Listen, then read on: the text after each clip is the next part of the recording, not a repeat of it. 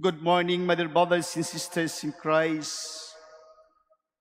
As we continue our journey on the 13th week in ordinary time, every day is all about our journey with God. Every day, my dear brothers and sisters, is all about our journey with God's purpose or plan. And we are here to possess the gifts of life.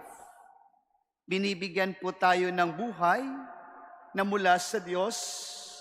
May buhay tayo araw-araw upang ito'y maranasan natin at pangako sa atin ng ating Panginoon ang buhay na ito hanggang magpakailanman. As we embark our life every day, rising with the Spirit that we move and live, navigating or directing to fulfillment of our nature as a likeness and image of our God. Of course, His goodness, generosity, mercy, compassion, and many more that attributes to our God. Yes, my dear brothers and sisters, we have to showcase the very presence of God in us and through our brothers and sisters. It is very nature or simple and yet demanding and heavy to comprehend in a way. But we need to accept this reality of our presence or our existence today.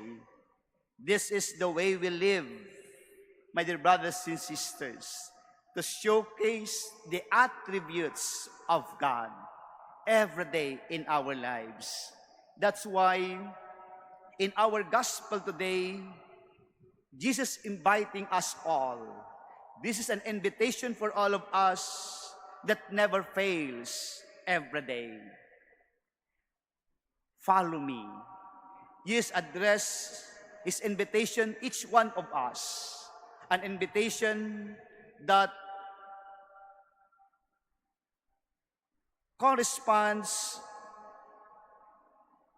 the invitation that very tantamount for all of us, however, corresponds to an answer very personal that we should be mindful every day in our lives. Today, my dear brothers and sisters, we are invited by Jesus to be with Him, to be a disciples, to follow Him. What an awesome privilege and an awesome responsibility as well. It is because to follow Him carries with a certain urgency and immediate response, or there is always a response in a positive action or a positive disposition. Mother, brothers and sisters, to embrace seriously, to follow Him, is not an easy task. It's not an easy one to embrace in our lives. That we generously hand over our very will to Him unconditionally. Giving oneself without any reservation or hesitation or doubts, because it is rewarding and there is contentment in our life. My dear brothers and sisters, we all agree that we cannot be measured by the quantity, the reward of Jesus by following Him every day. Following and serving the Lord is not something to be delayed or postponed or to put aside in our lives. Minsan po, ang pagsunod natin kay Jesus, ito ay pang-araw-araw na gawain na hindi dapat kinakalimutan at hindi po tayo gumagawa ng mga rason upang hindi ito sundin araw-araw. My dear brothers and sisters, pinapaalala po sa atin ang pagtawag sa atin ng ating Panginoon at ang ating tugon ng pagsunod sa Kanya ay gawain natin ito araw-araw na hindi dapat natin ito kinakalimutan. It is our decision every day that we have to do now. Hindi dapat ipagpaliban. Araw-araw natin itong ginagawa sa buhay natin.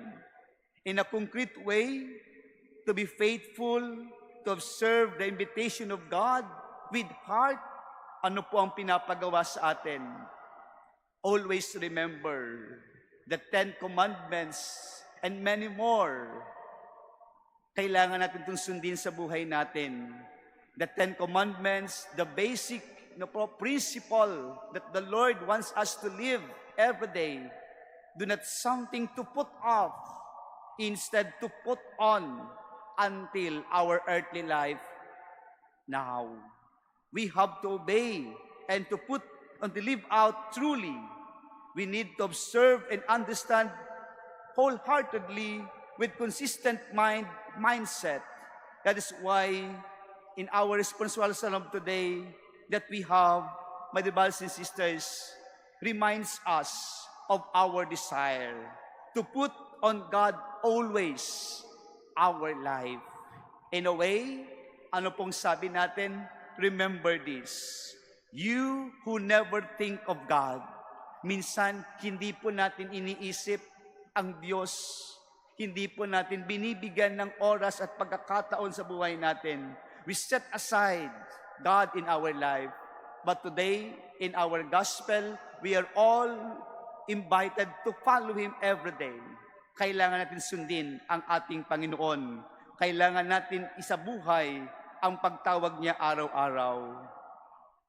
The other side of this, the presence of secularism seems to be the greatest enemy of this call to us nowadays. Para po bang ang pagtawag ng Diyos sa atin, pinapalitan natin ng makamundong bagay, hindi po natin siya pinapansin. We cannot deny again that we are also entertaining this in our life. Worldly mindset, secularism that we have right now, the mentality that we have, and sad to say, ito yung ating mindset at this time, the people of the world. Tayo ay mga tao dito sa mundo, people of the world, swallowed up by its allurements instead of foster the ideal of Christian in the world, being children of God. Nakakalimutan na po natin ito sa buhay natin.